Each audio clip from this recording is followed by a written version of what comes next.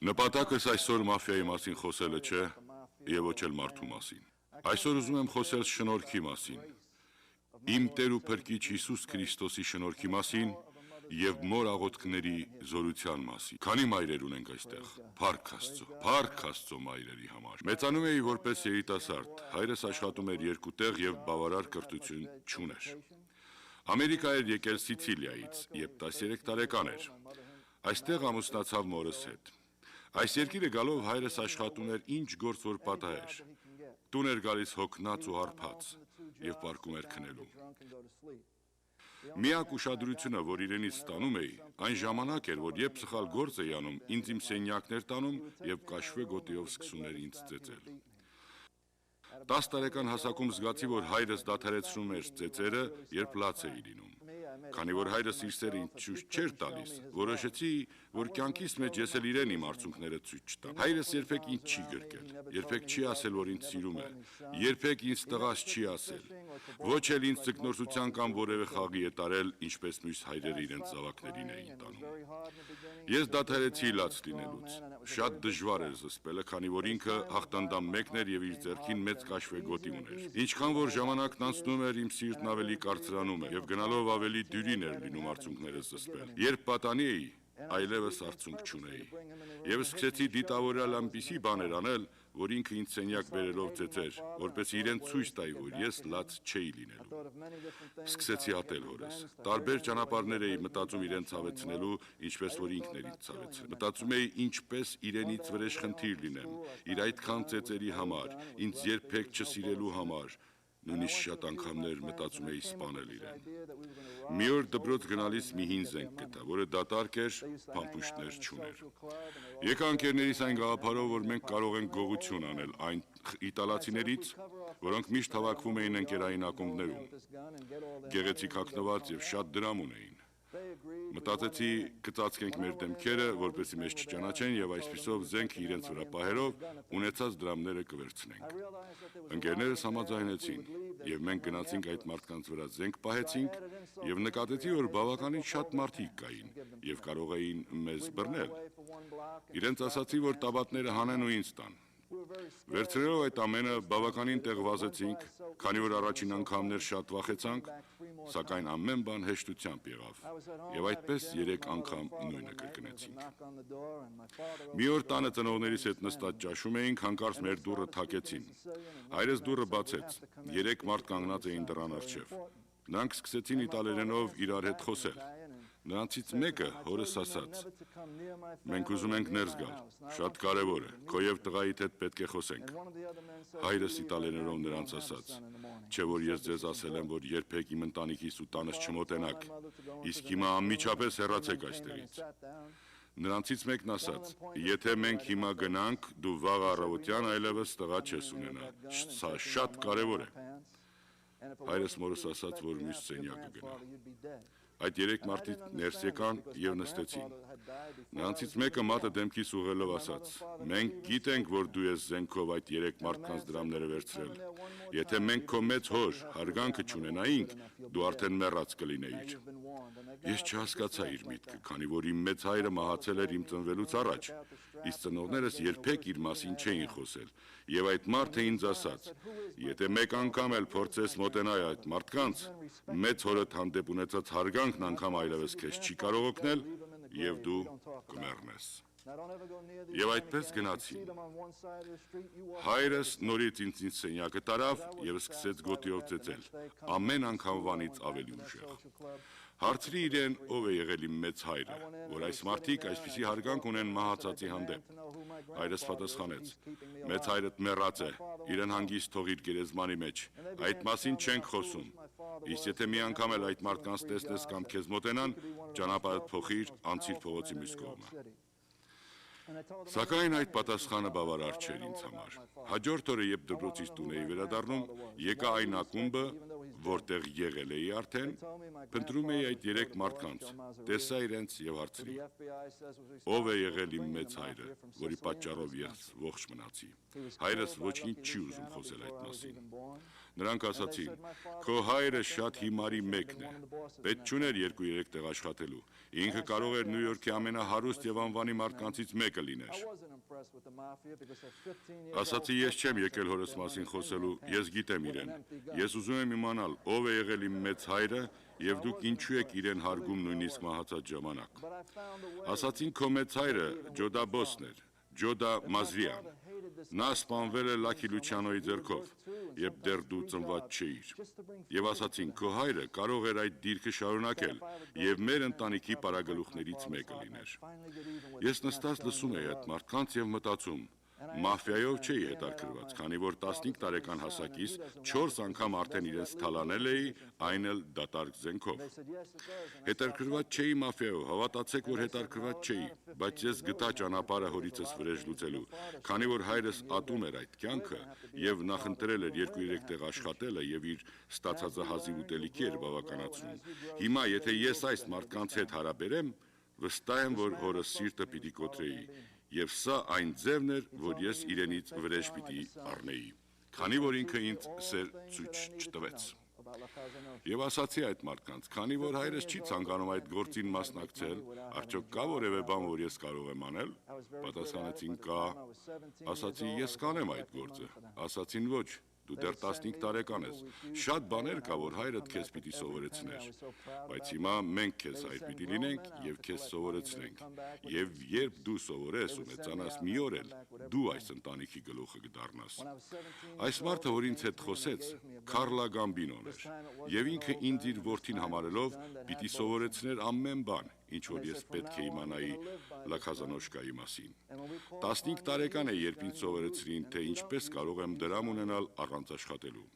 Ես շատ լավ էի ամեն բանի մեջ եւ իրենց հարկերն էի հավաքում։ Ինձ ուղարկում էին այն մարդկանց մոտ, որոնք հրաժարվում էին իրենց հարկը վճարելուց եւ ամեն անգամ վերադառնում էի մինչեւ վերջին սենթը առած։ Իրենք շատ հպարտ էին ինձնով։ Չափահաս մարդիկ էին ուղարկում հարկ հավաքելու, որոնք վերադառնում էին տարբեր պատճառաբանություններով։ Երբ 17 տարեկան էի, առաջին անգամ լինելով ինձ զենք տվեցին։ Սա արդեն իրական զենք էր, փամփուշտով լեցված, եւ ինձ ասացին. այսօրվանից դու պիտի կրես այս զենքը, եւ երբ որ ասենք, պիտի գործածես, եթե ոչ, մենք այն քո դեմ կգործածենք։ Ես շատ հպարտ էի այս զենքը կրելով, անամպերը սպասում էի, թե երբ տուն պիտի վերադառնամ։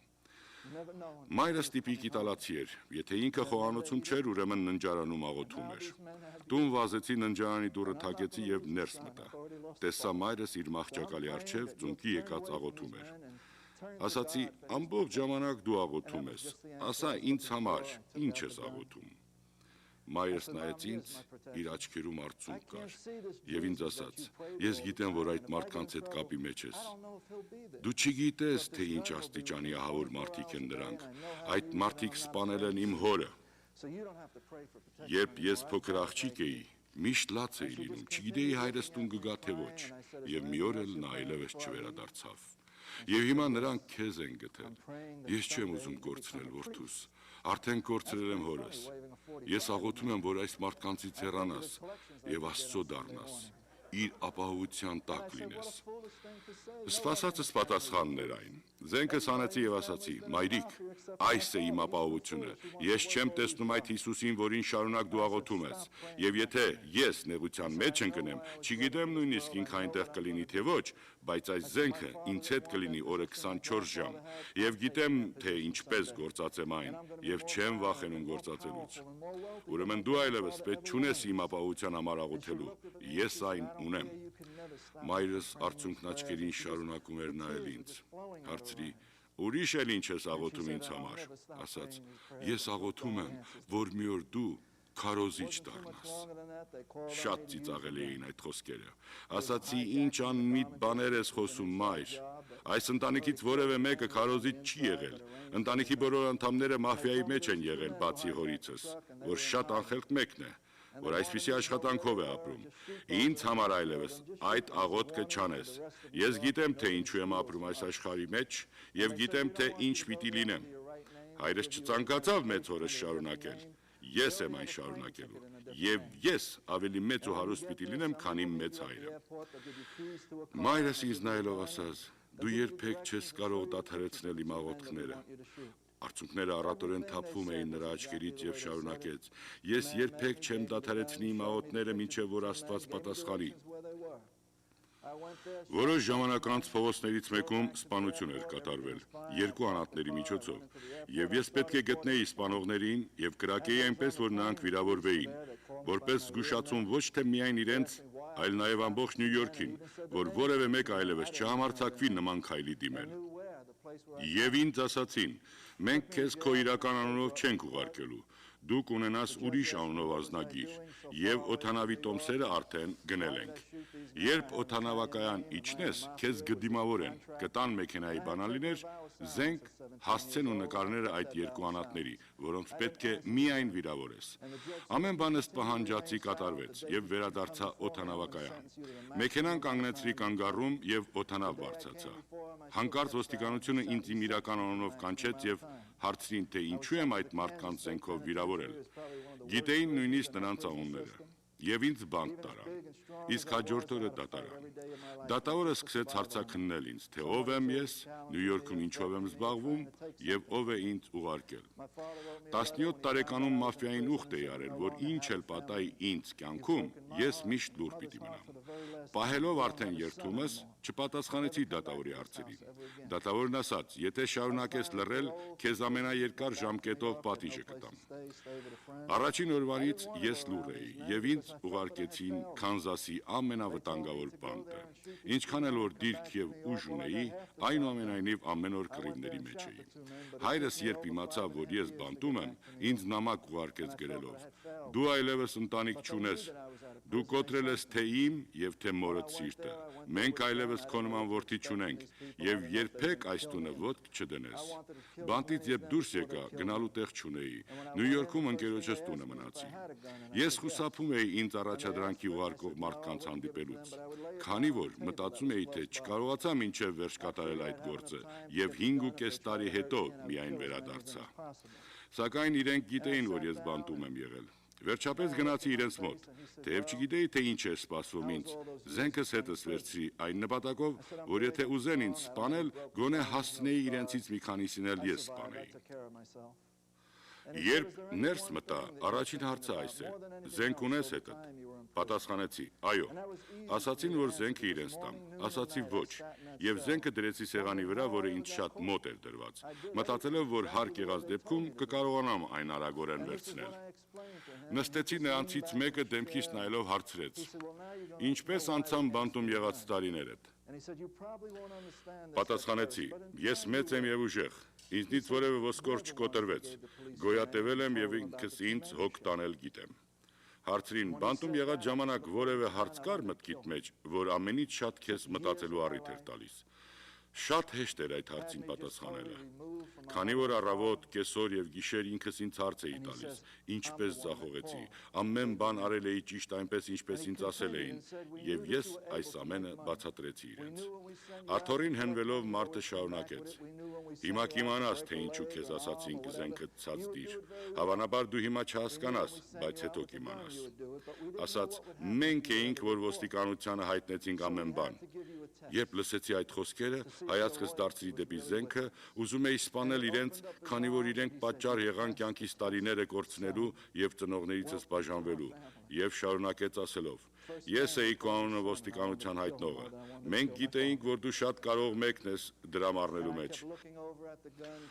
Մենք գիտեինք նաեւ ամեն անգամ, երբ քեզ ուղարկում էինք հարկ հավաքելու, այս կամ այն անհատի ոտքը կամ ձեռքը կոտրելու, վերադառնում էիր առաջադրանքը կատարած։ Ամեն բանի մեջ շատ լավ էիր, բայց չգիտեինք, եթե դու ձերբակալվեիր, ինչ դիրք կգրավեիր, եւ մենք պետք էր, որ քեզ քննության անցկացնեինք։ Եվ ահա, քո հավատարմությունը մեզ մեծ վկայություն է։ Եվ ձեռքերը տարածելով ասաց. քննությունը տանցար հաջողությամբ։ Տղաս, բարի եկար մեր ընտանիքը։ Առաջին անգամ լինելով այս մարդը ինձ տղաս ասաց, որին ես ուզում էի սպանել, այնպես ինչպես իմ հորը։ Բայց ես շարունակում էի հայացքս չհեռացնել զենքից եւ դեռ հաշվում էի, թե քանի մարդ կա այդ սենյակում։ Եվ շարունակեց ասելով. ուզում ենք քեզ գործի դնել։ Ինչ տեսակ գործ կուզես։ Այդ խոսքերը փոխեցին իմ ամբողջ ապրումներն ու զգացումները։ Ես միշտ սիրել էի Night Club-ի գործը, թեև ինքը շատ լավ գիտեր այդ, եւ ասացի. Night Club-ի գործը։ Վերցրեց մի գրքույկ, որի մեջ գրված էր բոլոր այն Night Club-ների անունները, որոնք իրենցից կամ պարտք էին վերցրել, կամ էլ չէին կարողանում իրենց հարկերն ու պարտքերը ժամանակին վերադարձնել։ Իրենք ինձ համար նոր Night Club-ներ չէին կառուցելու, պարզապես ուրիշներինը կվերցնեին եւ ինձ կտային։ Եվ ես մոռացա բանտում կորած տարիներիս մասին, մոռացա, որ մորս սիրտը կոտրել էի, մոռացա նույնիսկ այդ մարդուն սպանելը եւ սկսեցի սիրել իրեն։ Իրենց ասացի, ժամանակ տվեք ինձ, քանի որ քաղաքում երկու մեծ Night Club-ներ կան, որպեսզի որոշեմ, թե որ մեկն եմ ուզում։ Ասացին, երկուսն էլ կարող ես ունենալ, արժանի ես դրան։ Եվ դա բիզնեսի մեջ իմ առաջին քայլերն էին։ Երկու Night Club-ը դարձավ 4, հետո 6 ռեստորաններ, construction բիզնեսներ, առաքման, ձկնորսական, արտադրական, բեռնակարգերի բիզնեսներ եւ մնացածը դուք թվեք։ Երբ 30 տարեկան էի, մաֆիայի բարձրաստիճան 3 պարագլուխներից մեկը ես էի։ Գամբինո ընտանիքից, Քարլո Գամբինոյի գլխավորությամբ, որի մահից հետո իր փեսան Փալ Կաստելանոն շարունակեց։ Քարլո Գամբինոյի հետ պայմանագիր ունեի, որ միայն իրեն հետ պիտի աշխատեի։ Իր մահից հետո Փալ Կաստելանոն շարունակեց պայմանագիրը։ Այդ ընթացքում ես միլիոններ դոլար էի աշխատում։ Եկավ ժամանակ, որ նորից բանտ գնացի, բայց այս անգամ 2 տարով։ Շատ մեծ տարբերություն կար առաջին բանտարկության հետ համեմատած։ Այս անգամ մինչև բանտ գնալս արդեն բոլորը գիտեին, որ Կաստելանո ընտանիքի 3-րդ պարագլուխը բանտ է գալիս։ Բանտում ես ունեի իմ անձնական սենյակը իր բոլոր հարմարություններով, հեռուստացույց, ձայնագրիչ, նույնիսկ սառույցի մեքենան, որպեսզի Coca-Cola-ն սառը խմեի։ Բանտում բարձր աշխատանք տվին ինձ։ Ամեն առավոտ 11:30-ից մինչև 11:45 րոպե բասկետբոլի դաշտը պիտի մաքրեի եւ օրվա մնացած ժամերը դրսում հանգստանում էի արևի տակ պարկելով։ Իրապես մեծ տարբերություն կար առաջին բանտարկության եւ այս անգամվա միջև։ Կարծես արձակուրդում լինեի։ Մի օր բանտի քարոզիչը եկավ ինձ մոտ եւ ասաց. «Դու շատ տարբեր ես երևում մյուս բոլոր բանտարկյալներից»։ Պատասխանեցի. «Իհարկե որ տարբեր եմ։ Ես Կաստելանո ընտանիքի պարագլուխներից մեկն եմ»։ Ասաց. «Ոչ, ես այդ մտքով չասացի։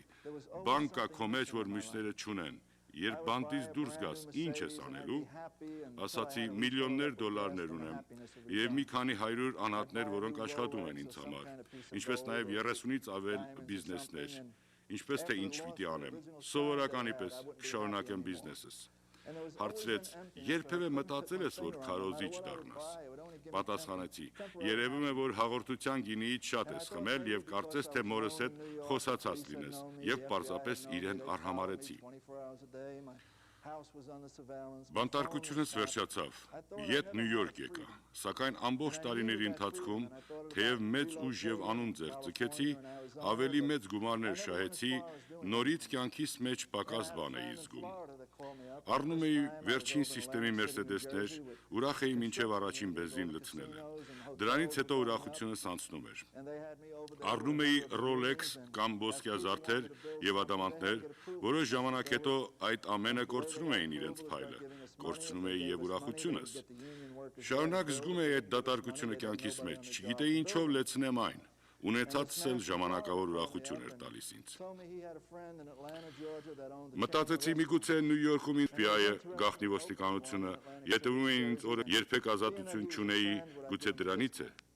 Որոշեցի տեղափոխվել Կալիֆոռնիա կամ Արիզոնա, բայց իրականում ոչինչ էլ չէի ուզում անել։ Ֆլորիդայում ընկեր ունեի, ինձ հեռաձայնեց, ես այդ ժամանակ Atlantic City, New Jersey էի։ Construction Union-ի, հոթելների եւ կազինոների մեծերի հետ։ Միասին, քանի որ մարդիկ երբ այդ տեսակ մեծ գործ էին ուզում ձեռնարկել, անպայման մեզնից իրավունք եւ թույլտվություն պիտի վերցնեին։ Իրավունք կտայինք միայն այն ժամանակ, երբ մեր պահանջած գումարը վճարեին, եթե ոչ չէին կարող այդ գործը ձեռնարկել։ Ֆլորիդայից զանգողը ասաց, որ իր ընկերը Ատլանտա, Ջորջիայում մի շարք ռեստորաններ ունի եւ հիմա ուզում է Նյու Ջերսի Atlantic City-ում ռեստորան ունենալ եւ փնտրում է մեկին, որ իրեն զեղչով իրավունք տա։ Ասացի՝ ուղարկիր այդ մարդուն ինձ մոտ, Նախանձամբ պետք է տեսնեմ եւ խոսեմ իրեն հետ, հետո կորոշեմ։ Մարդը եկավ, երկուսս էլ ամուսնացած չէինք, երկուսս էլ Mercedes արագընթաց մեքենաներ, նավեր ու Rolex ունեինք։ Անհատական պատվերով հագուստ հագած եւ շատ բաներով իրար նման էինք։ Հանդիպելուց հետո գնացի Ատլանտա, Ջորջիա, որպեսզի տեսնեմ իր ունեցած ռեստորանները, որոնք շատ եկամտաբեր եւ հարուստ էին։ Վերադարձա Atlantic City, հեռազայնեցի ասելով. «Մեզ ամենահարմար գինը կտամ քեզ, որ մինչև հիմա մեկին չենք տվել։ Նախնական դրամ քեզնից չեմ վերցնի, բայց քո շահած եկամուտից ինձ տոկոսներ պիտի տաս», որը 40-ից 50,000 դոլար էր, եւ մարդը համաձայնվեց, եւ այդպես ամեն ամիս մեկի միջոցով ինձ էր ուղարկում 40-ից 50,000 դոլար։ Մեկ տարի հետո ընկերս նորից ինձ հեռացայնեց Ատլանտայից եւ ասաց. «Գիտես ինչ է պատահել Քալային»։ Ասացի ոչ։ Ասաց, որ իրեն դրագ դիլերի կողմից առևանգել են եւ պահանջել $1 միլիոն, եթե չվճարի իրեն կսպանեն, եւ հարցրեց. «Կարող ես իրեն օգնել»։ Մի պահ հապաղեցի, որովհետեւ 17 տարեկանից ինձ զգուշացրել էին, որ դրագից թմրեցուցիչներից ամեն կերպով հեռու մնամ, եւ եթե իմանան, որ ես դրագի հետ որևէ ձևով առնչություն ունեմ, երկրորդ առիթ ինձ չի տրվելու, ինձ անպայման կսպանեն։ 6-7 ընկերներ ունեի, որոնք գաղտնի ձևով դրագի գործի մեջ էին, եւ երբ մաֆիան իմացավ այդ մասին, նրանք մեռան, քանի որ մաֆիան այս հարցին շատ լուրջ եւ խիստ է մոտենում։ Չգիտեի, թե ինչպես այդ դրագ դիլերների հետ պիտի կապվեմ, եւ ոչ էլ հասկանում էի, թե ռեստորանի տերը ինչ գործ ունի նրանց հետ։ Հոգես չէր ռեստորանի տերը, թե ինչ կլիներ։ Ես մտածում էի 40-50,000 դոլարի մասին, որ ամեն ամիս ստանում էի։ Համաձայնվեցի, որ օգնեմ իրեն։ Մաֆիայում ունեցած դիրքովս շատ հեշտ էր ինձ համար գտնել ցանկացած անհատի, ում որ ուզեի։ 2 օրից հետո իմացա, որ այդ դրագ դիլերների մեջքին կանգնած էր մաֆիան։ Առևանգողներից երկուսը Ֆլորիդայից էին, մյուսը Միչիգանից էր։ Հանդիպեցի նրանց Ֆլորիդայում եւ ասացի. «Այդ մարդը, որին դուք առևանգել եք, իմ մարդն է, որից ամեն ամիս ես հարկ եմ ստանում։ Անմիջապես իրեն ազատ արձակեք»։ Ես իմ դիրքով եւ պաշտոնով ավելի բարձր աստիճանի մեկն էի նրանցից։ Այդ իսկ պատճառով նրանք ուրիշ ելք չունեին, պետք էր, որ ինձ ենթարկվեին։ 2 օր հետո նրանցից երկուսին Ֆլորիդայում սպանված գտան։ Իրենց հետ էր նաև Դիթրոյթից մեկ ուրիշը։ Տեսնելով իր ընկերների հետ պատահած, կարողացել էր փախչել։ Մի քանի ամիս հետո ռեստորանի տերը նորից հեռացայնեց ինձ, որ շատ անհանգիստ ու վախեցած էր, եւ ասաց. «Թամ, քո օգնությունը պետք ունեմ։ Գիտեմ, որ շատ բաներ եմ քեզանից խնդրել»։ Ասացի. «Հիմա ինչ ես ուզում, ինչ է պատահել»։ «Կյանքդ փրկել եմ, հիմա ինչ ես ուզում»։ Ասաց. «Առևանգողներից երկուսը մեռան, բայց երրորդին, որ հաջողվել էր փախչել, հեռացայնել է ինձ, գիտի, որ ընկերներից հետո հերթը իրենն է, մինչև իր մեռնելը ինքը ուզում է ինձ սպանել։ Եվ ոչ միայն ինձ, ապա նաև ծնողներիս եւ բոլոր ինձ մոտիկ եղողներին, եւ պատմեց նաև, որ երբ իրեն առևանգել էին, այս նույն մարդը ամեն անգամ իր վրա զենք պահելով ասել էր, որ ինքը մեծ հաճույք է ստանալու իրեն սպանելուց, եւ շարունակեց ասելով. «Գիտեմ, որ այս մարդը ինձ կսպանի, քանի որ շատ լուրջ է խոսում, եւ ես օգնությանդ պետք ունեմ»։ Հարցրի. «Ինչպես կարող եմ օգնել»։ Ասաց. «Մեկին ինձ թիկնապահ ուղարկի»։ Այդ ժամանակ մտածում էի Նյու Յորքից դուրս գալու մասին, եւ սա ամենալավագույն առիթն էր դուրս ելնելու։ Որոշ ժամանակով մնալ այնտեղ, ունենալով իմ ազատությունը եւ հանգիստը, եւ իմ ուշադրությունը գրավում էր ոչ թե այս մարդու լինել չլինելը, այլ որ իր ունեցած ռեստորանները ես վերցնեի։ Տեղափոխվեցի Ատլանտա։ Գնեցի ամենաթանկարժեք տունը եւ ամեն բան ունեի։ Մեկը ինձ չէր ճանաչում եւ կարծում էին, որ ես պարզապես նորեկ եմ։ Գրեթե 1 տարի այնտեղ էի։ Ունեի ազատությունս։ Ոստիկանությունը չգիտեր, թե ով եմ ես։ Ոչ ինձ, ոչ տունս եւ ոչ էլ մեքենաս էին հետապնդում։ Առաջին անգամ լինելով կյանքիս մեջ ազատության մեջ էի, որ երբեք չէի ունեցել։ 4 նոր ռեստորաններ էլ ավելացան եւ մտածում էի մինչեւ տարվա վերջ այս մարդու բոլոր ռեստորանները իմս կլինեն եւ կվաճառեմ 10-ից 20 միլիոն դոլարով։ Մի օր էլ ռեստորանի տերը ինձ ասաց. «Լուր է ստացել, որ ընտանիքից մարդ է մահացել եւ ուզեց, որ միասին գնանք թաղման»։ Ասացի. «Ոչ, ես չեմ գալու, ինքդ գնա»։ Չգնալուց պատճառը այն էր, որ ժողովուրդը թաղման ժամանակ լաց է լինում։ 40 տարեկան էի։ 10 տարեկանից հետո ես երբեք լաց չէի եղել։ 30 տարի իմ աչքից արցունք չի եկել եւ միշտ մտածում էի, Ով որ լաց է լինում, կին թե տղամարդ, ամենաթույլ մարդն է աշխարհում, եւ ես չեմ ցանկանում թույլ մարդկանց մեջ լինել։ Բացի այդ, լաց ինձ հիշեցնում է հորս ծեծերը, եւ այդպես ընկերոջս ասացի, որ իրեն կսպասեմ ռեստորանում։ Իր գնալուց հետո մեկը ռեստորան մտավ եւ հարցրեց. «Ուր է Քարլը»։ Նայեցի այս մարդուն, նա ոչ իմ եւ ոչ էլ Քարլի նման հարուստ էր, եւ ոչ էլ մեր նման հագնված։ Ինչ ես ուզում իրենից հարցրի։ Ասաց, ինձ փող է պարտք։ Այդ խոսքը ինձ շատ տարօրինակ թվաց։ Ընկերս միլիոնատեր լինելով, ինչու պետք է այս մարդուն պարտք լիներ։ Ուզում էի այս մարդը շուտ աչքիցս հեռանար։ Հարցրի, ինչքան է պարտք։ Ասաց $800։ Գրպանիցս տվի այդ $800, հազիվ մարդը շրջվեց, որ գնար, հարցրի, ինչ պարտք է սա։ Ասաց, կոկեինի, ամեն օր ինձնից 8 գրամ կոկեին է առնում եւ հաջորդ օրն է վճարում։ Խենթացա, երբ լսեցի այդ ամենը։ Օրական 18-ից 20 ժամ այս մարդու հետ էի լինում։ Չէի վախենում կոկեինի առևտրի համար բանտ նստելուց։ Ես արդեն բանտում եղել եմ եւ գիտեմ այդ կյանքը։ Ես մտածում էի, եթե Քաստելանոն իմանա, որ ես Ատլանտայում մեկի հետ եմ, որ դրագի հետ է կապնված, ինձ կսպանի։ Ես փորձում եմ այս մարդու կյանքը փրկել, այնինչ ինքն է իմ կյանքը վտանգի մեջ դնում։ Զենք այս մարդու վրա պայելով ասացի, որ եթե մի անգամ էլ փորձի այս ռեստորանը մտնել կամ հեռաձայնել, կսպանեմ իրեն։ Մարդը գնաց։ Անհամբեր սպասում էի Քարլին։ Ուրբաթ գիշեր էր, ռեստորանը լի էր հաճախորդներով։ Վերջապես Քարլը վերադարձավ։ Ռեստորան ոտ դնելուն պես սկսեցի իրեն ծեծել։ Ամբողջովին այրունների մեջ էր եւ ասացի. «Պետք չունես վախենալու Դիթրոյթցի մարդուց, որ քեզ պիտի սպանի։ Ես արդեն այստեղ եմ։ Եվ 2 օրից, եթե չստորագրես $1 միլիոն եւ բոլոր ունեցած ռեստորանները իմ անունով չդարձնես, քեզ ես կսպանեմ»։ Այդպիսով ընկերս գնաց, իսկ ես տուն եկա։ Անկողնուս նստած սկսեցի նայել 4 կողմս։ Ամբողջ ունեցվածքիս, գեղեցիկ տուն ունեի, ունեցած կահույքս եւ ամեն բան հատուկ պատվերով էր պատրաստված։ Նայեցի մեքենայիս, զարդեղենիս, հագուստեղենիս, ունեցածս հարստությանը եւ սկսեցի մտածել. երբ ես փոքրիկ տղա էի, հայրս աշխատում էր 2-ից 3 տեղ եւ ոչինչ չուներ, բայց ես ոչինչ չեմ աշխատել եւ ունեմ ամեն ինչ։ Ես շատ հպարտ էի զգում ինձ, որ այս ամենը ինքս եմ արել եւ մեկը ինձ չի օգնել։ Եվ դեռ երիտասարդ եմ, եւ շարունակում եմ կյանքը։ Նստած էի սիրամարգի պես հպարտ ինձանով եւ ունեցվածքովս։ Այս խոսքերիցս հետո շատ տարօրինակ բան կատարվեց ինձ հետ։ Մինչ այդ չգիտեի ինչ բան է վախը։ Լակի Լուչիանոն սպանել էր իմ մեծ հորը։ Ջան Գարին սպանեց Փալքաստվանոյին, որ ինքը իր տեղը գրավի։ 3 անգամ իմ դեմ մահափորձ են կատարել։ Տանն էի, երբ տունս այրեցին եւ անվնաս դուրս ելա այդ տնից։ Այն ժամանակ մեծս ասաց. «Մեզ ոչ դանակով, ոչ էլ զենքով կարողացան սպանել, եւ ոչ էլ կրակը կարողացավ քեզ դիպչել, եւ հուսով եմ, որ երբ մաֆիայի ընդհանուր մեծը դու լինես, գոնե ես այդ ժամանակ կենթանի չլինեմ»։ Ես չգիտեի, թե վախը ինչ բան է, ապրում էի օր-օրին, չգիտեի, թե վաղվա օրը կտեսնեմ, թե ոչ, ուրեմն ինչու վախենամ կամ մտահոգվեմ։ Բայց չգիտեմ ինչու վախը պատել էր ինձ։ Եվ մի փոքրիկ ձայն սրտիս մեջ խոսեց։ Այն կայծակի միջից եկող ձայն չէր, ինչպես Չարլթոն Հեսթոնի ֆիլմում։ Եվ այդ փոքրիկ ձայնը սրտիս մեջ ասաց. «Այո, Թամ, դու ունեցար այս ամենը քո ջանքերով, երբեք որևէ մեկից որևէ բան չուզեցիր, նույնիսկ ինձնից որևէ օգնություն չխնդրեցիր, բայց գիտես արդյոք թե ուր ես գնում,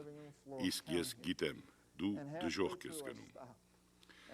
Մեծացել էի կաթոլիկ ընտանիքում, Հիսուս Քրիստոսի մասին ոչինչ չգիտեի, բայց հավատում էի Աստծո։ Հասկացա, որ դա Աստծո ձայնն էր, եւ հա Աստված ուզեց ինձ սպանել եւ դժոխք ուղարկել, որովհետեւ միակ բանը, որ Աստծո մասին գիտեի, 10 պատվիրանք ֆիլմն էր, երբ Փարավոնը չէր թողնում, որ իր ժողովուրդը Եգիպտոսից դուրս գար, ինքը ջրում սպանեց Փարավոնին եւ իր ամբողջ զորքը, կամ երբ Սոդոմն ու Գոմորը չուզեցին իրենց մեղքերը խոստովանել եւ մեղավոր վիճակից դուրս գալ, ինքը ավերեց Սոդոմն ու Գոմորը։ Ես Հայր Աստծուն նայում էի նույն ձևով, ինչպես իմ հորս էի նայում։ Այնպես որ արածդ եթե ինքը չսիրի, քեզ կպատժի եւ Աստված ուզում էր ինձ սենյակ տանելով այն նույն կաշվեգոտիով ծեծելով ինձ սպանել եւ դժոխք ուղարկել։ Եվ ես սկսեցի բարձր ձայնով խոսել։ Սենյակում մեկը չկար եւ ասացի. «Ով Աստված, ուր էիր դու, երբ ես փոքրիկ տղա էի, ամբողջ ուզածս այն էր, որ հայրս ձեռքը ուսիս դնելով ասեր, որդիս սիրում եմ քեզ։ Ով Աստված, այն ժամանակ ես քեզ պետք ունեի եւ դու այնտեղ չէիր։ Հիշում եմ առաջին անգամ $1 միլիոն, որ ստացա, վազելով սենյակս մտա եւ սկսեցի այն հաշվել եւ մտածում էի, եթե հիմա հայրս ներս մտնի եւ ինձ ասի, տղա, սիրում եմ քեզ, այս ամենը իրեն կտամ։ Աստված, ես այն ժամանակ քեզ պետք ունեի։ Հիմա արդեն ինձ պետք չես։ Նայիր իմ դիրքին ու հարստությանս, որ ունեմ։ Հիմա ինչու ես եկել կյանքիս մեջ եւ դեռ ուզում ես ինձ սպանել։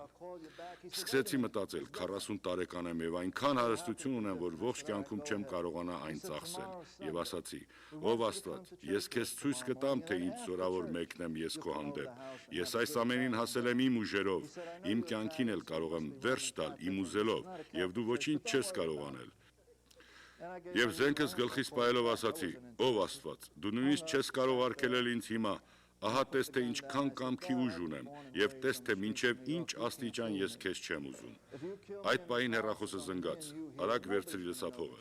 Մեկն էր, որին 6 ամիս առաջ էի հանդիպել, եւ ուզում էր, որ իր տունը գնայի ճաշի, քանի որ իր կինը ամենահամով ճաշերն է պատրաստում։ Եվ ես ամեն անգամ իրեն պատասխանում էի. «Քեզ կզանգահարեմ», բայց երբեք չէի հեռացայնում։ Եվ ահա նորեն ինքը։ Մի ձեռքումս զենք, մյուսում հեռախոս։ Ինձ հրավիրում էր իր տունը ընթրիքի։ Կարծես վերջին ընթրիքը լիներ։ Եվ երբ նորից ասացի քեզ հետ կհեռացայնեմ, ասաց բայց սպասիր, այս անգամ տարբեր է։ Հարցրի ինչով է տարբեր, ասաց վաղը կիրակի է, արի մեզ հետ եկեղեցի գնանք եւ եկեղեցուց հետո մեր տուն կգնանք եւ կընթրենք միասին իտալական ճաշ։ Եվ ասաց, գիտեմ, որ իտալացի ես եւ կաթոլիկ, բայց այս եկեղեցին կաթոլիկ եկեղեցի չէ, սակայն հոգ մի անի։ Սովորականի պես պատասխանեցի, քեզ հետ կհեռացայնեմ։ Զենքը ցած դնելով նստեցի եւ ասացի. «Ով Աստված, ես ծնվել եւ մեծացել եմ Նյու Յորքի փողոցներում, ինչ չես կարող հիմարի տեղ դնել։ Եթե այս տան մեջ դու ինձ սպանես, միայն ես ու դու կիմանանք։ Ոչ ոք չի իմանա, որ դու ես ինձ սպանել։ Կմտածեն, թե սրտի կաթվածով եմ մահացել։ Փորձում ես ինձ խաբելով եկեղեցի տանել, որ ինձ եկեղեցում սպանես, որ բոլորը տեսնեն պատահածը։ Ես իրապես այդպես էի հավատացած։ Այս ամենը ծիծաղելի է հիմա, բայց այն ժամանակ ծիծաղելի չէր, քանի որ այդպես էի հավատացած։ Հեռացայնեցի այդ մարդուն եւ ասացի. «Ուր է այդ եկեղեցին»։ Ես կգամ։ 5 րոպեի չափ լռություն տիրեց հեռախոսի մյուս կողմից։ Մտածեցի, թե խեղճ մարդը սրտի կաթված ունեցավ։ Տվեց ինձ եկեղեցու հասցեն եւ ժամը։ Ասացի շատ լավ, ես կգամ։ Կիրակի էր, Մերսեդեսս ավելի փայլեցրի։ Զարդեղեններս վրաս դնելով հագնված գնացի այդ հասցեով։ Սպասում էի, որ կաթոլիկ եկեղեցու պես այս եկեղեցին էլ պետք է որ մեծ եւ գեղեցիկ շենք լիներ։ Ամեն մեկ պատուհանները գեղեցիկ, մարմարյա արձանիկներով, որոշների գլխին նույնիսկ թագեր, թանկարժեք քարերով զարդարված։ Նաեւ մաֆիայի շրջանում եղած եկեղեցին այդպիսին էր։ Սակայն եկեղեցու բակը մտնելով տեսա մի հին եւ փոքրիկ շենք։ Մտածեցի, որ սա եկեղեցի լինել չի կարող։ Նաեւ տեսա, որ միայն ես եմ, որ Մերսեդեսով եմ։ Ներս մտա, մարդկանց նայեցի, միայն ես էի, որ այդպես հագնված էի։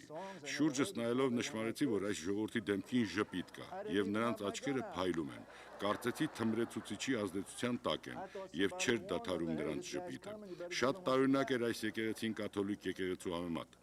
Այնտեղ դրված էին երաժշտական գործիքներ։ Եվ ավելի տարօրինակ բան եղավ։ Սկսեցին երգեր երգել, որ ես երբեք չէի լսել, եւ սկսեցին այսպես անել։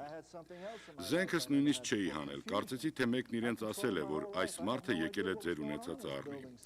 Շարունակ մարդկանց էի նայում, չէի լսում քարոզիչին։ Պաշտամունքը վերջացավ, ժողովուրդն սկսեց գնալ, եւ ընկերս ասաց. «Դե հիմա գնանք մեր տուն, միասին իտալական համով ճաշ պիտի ուտենք»։ Ասացի. «Ոչ, ես տուն պիտի գնամ»։ Կյանքիս մեջ մեկ ուրիշ բան պատահեց ինձ, որ երբեք չէր եղել։ Շփոթություն։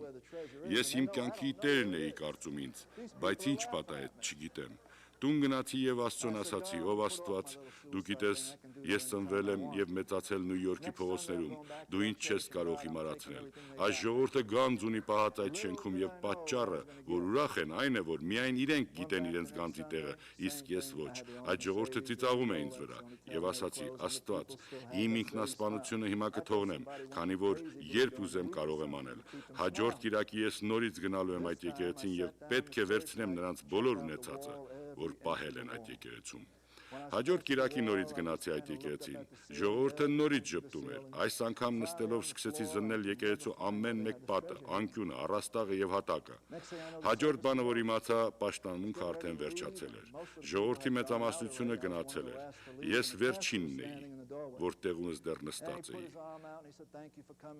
Կարոզիչը դռան առջև կանգնած էր։ Դուրս գնալիս ձեռքը ուսից դնելով ասաց. Շնորհակալ եմ, որ 2 կիրակիներ գալիս ես։ Բարի ես եկել։ Չէի ցանկանում իր հետ ձեռնվել, քանի որ ինքը կաթոլիկ քահանա չէր։ Ուզում էի դուրս ելնել, երբ նորից ձեռքս բռնեց։ Անմիջապես ձեռքը ետ հրեցի եւ իրեն նայելով ասացի. Եթե խոսք ունես ասելու, խոսիր, չփորձես երբևէ ինձ դիպչել, դու չգիտես, թե ով եմ ես։ Առաջին մարդն էր, որ ինձնից չվախեցավ, եւ ինձ նայելով ասաց. ուզում եմ քեզ մի բան ասել։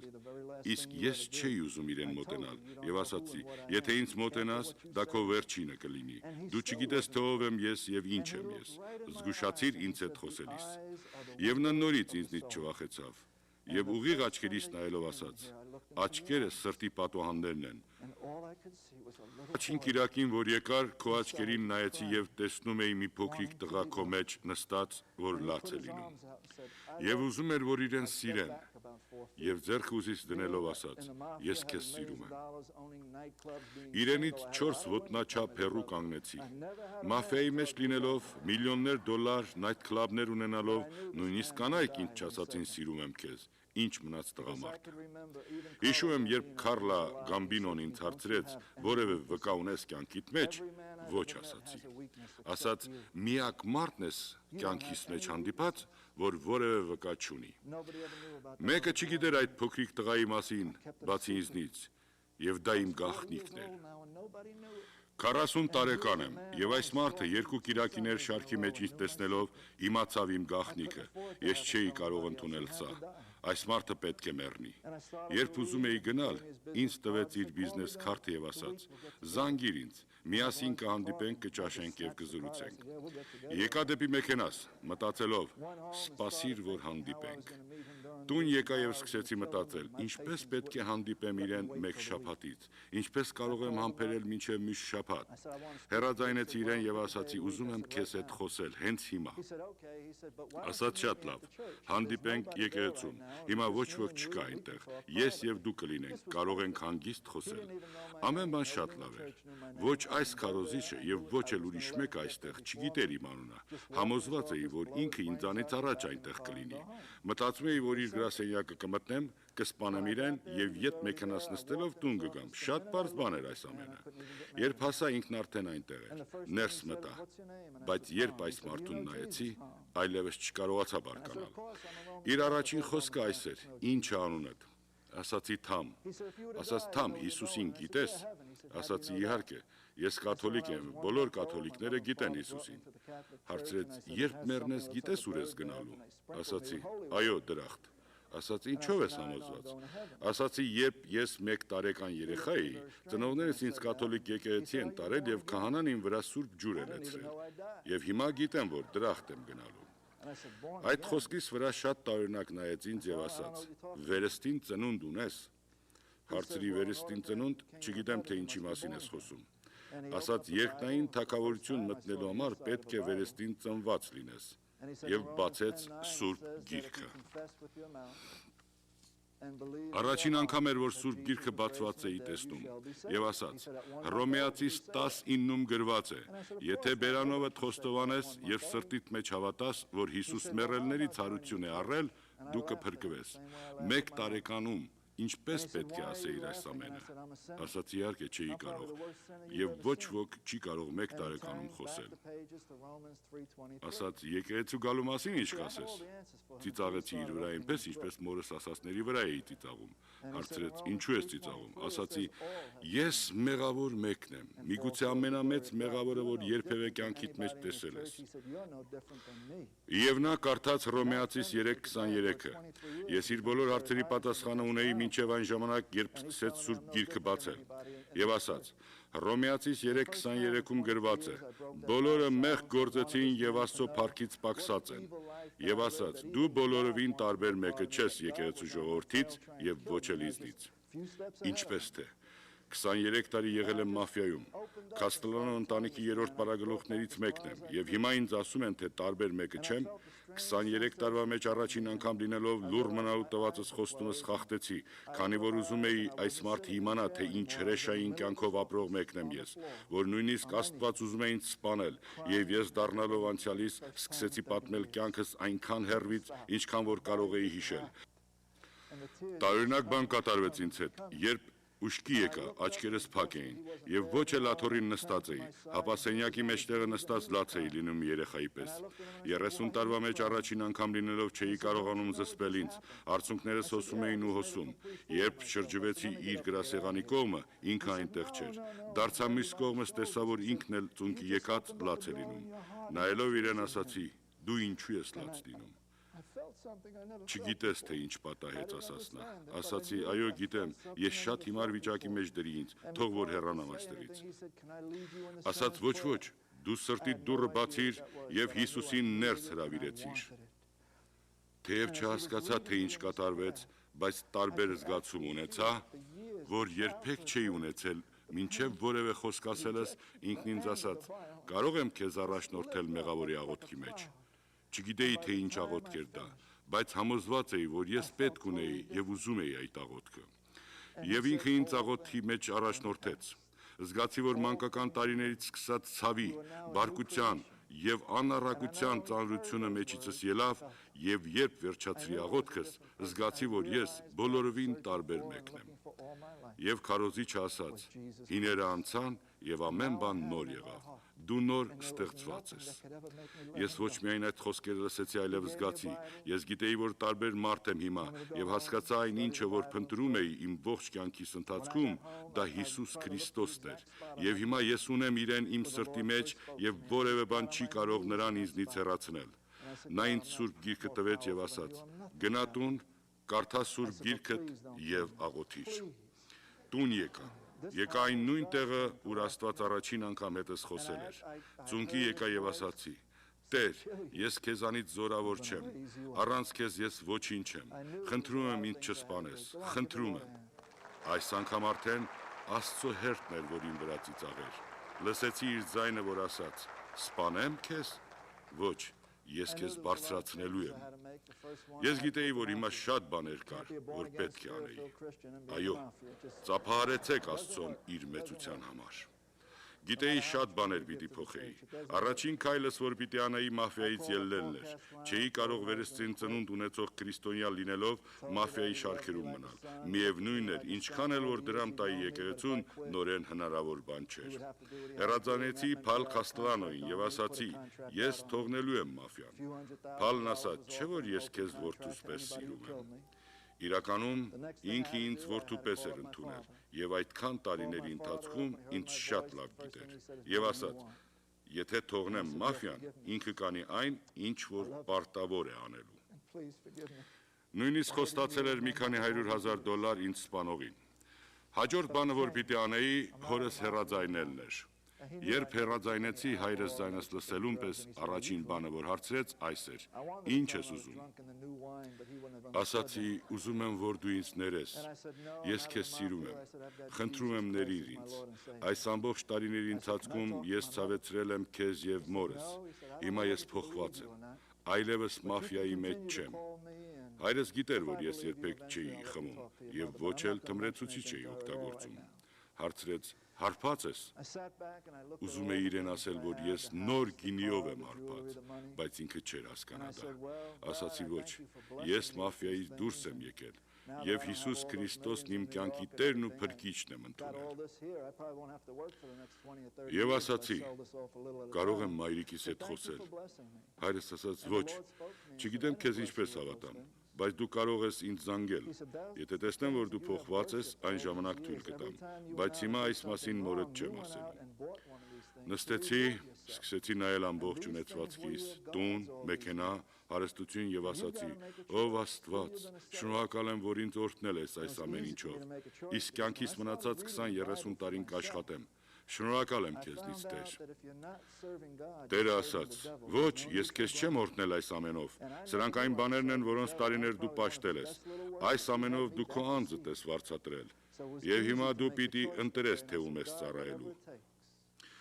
Ինձ համար հեշտ էր արդեն ընտրությունը, եւ քանի որ Սուրբ Գիրքն ասում է, որ եթե դու Աստծուն չես ծառայում, ուրեմն սատանային ես ծառայում, միջին դիր գոյություն չունի, եւ ես չգիտեի, որ այսքան տարիներ սատանային եմ ծառայել, միգուցե իր ամենալավ աշխատողներից մեկն եմ եղել, ուրեմն դյուրին էր ընտրությունս, եւ ասացի. ով Աստված, ինչ գնով էլ լինի, ինչ որ պիտի անեմ, ես ուզում եմ քեզ ծառայել, ավելի լավ ձևով, քան ծառայել եմ սատանային։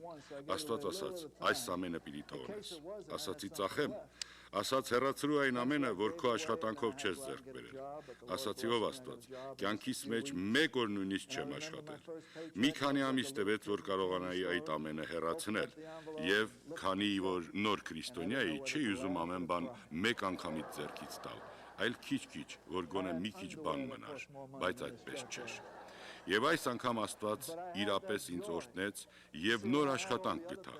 Մի քանի շաբաթ հետո, երբ իմ առաջին աշխատավարձը ստացա, անհամբեր ծրարը բացի, չեքը տեսնելով չգիտեի լաց լինեմ, թե ուրախանամ։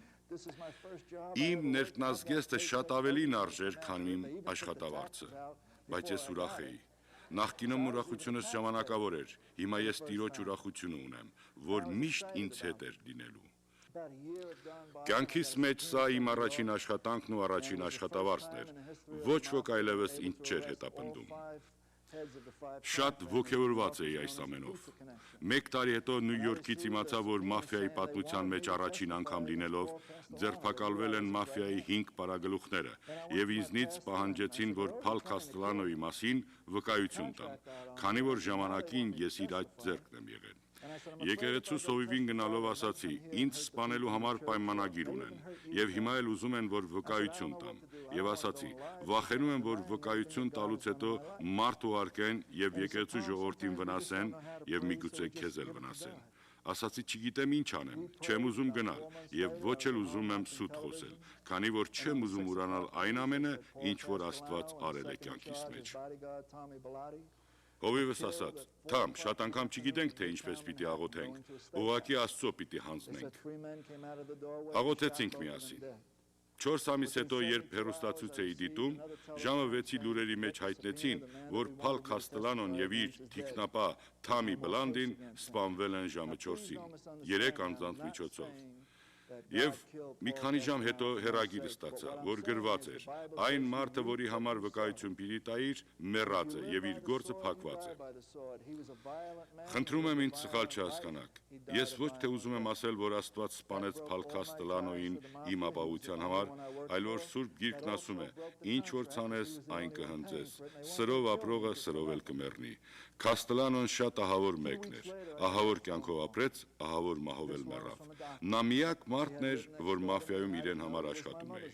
եւ ինքն էր ինձ սպանելու պայմանագիրը կազմել, եւ ամեն բան չեղյալ համարվեց, որևէ մեկ ինձ այլևս չէր սպանելու։ Մի քանի շաբաթ հետո մեկ ուրիշ հեռախոսազանգ ստացա։ Այս մեկը բժշկից էր։ Ինքը մեր հարևանն էր, բայց չգիտեի, որ մայրիկիս բժիշկն էր։ Եվ ասաց. թամ, գիտեմ, որ հայրդ չի ուզում քեզ հետ որևէ կապ հաստատել։ Գիտեմ նաև, որ չես կարող ծնողներիդ տեսնել, բայց մայրդ հիվանդանոցում է եւ քաղցկեղից մահամերձ վիճակում է։ Ոսկորի քաղցկեղ ունի։ Չեմ կարծում, որ 2 շաբաթից ավել կյանք ունենա։ Եվ գիտեմ, որ դու կուզենաս տեսնել իրեն մահից առաջ։ Գործիս տեղը ընդամենը 2 օր ժամանակ տվին ինձ։ Օդանավի տոմսի համար նույնիսկ բավարար դրամ չունեի։ Մեկ տարի առաջ ես իմ անձնական օդանավը կարող էի առնել։ ապրելակերպից մեջ մեծ փոփոխություն կար։ Նյու Յորք գնացի։ Մինչ կքայլեի հիվանդանոցում, հիշողությանս մեջ եկավ այն օրը, երբ վերջին անգամ տեսա մորս, տիպիկ իտալացի, 170 փաունդ էր։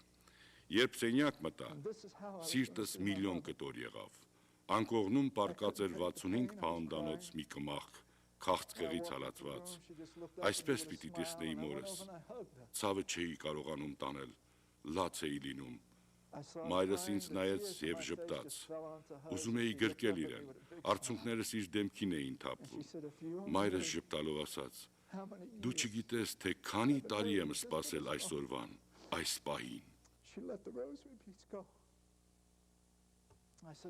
Ասացի. «Մամա, ես փոխվել եմ»։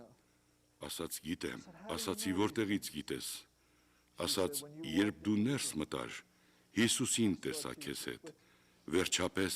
իմ աղոթներս պատասխանվեց։ Մինչ այդ Աստծուց որևէ բան չէի խնդրել։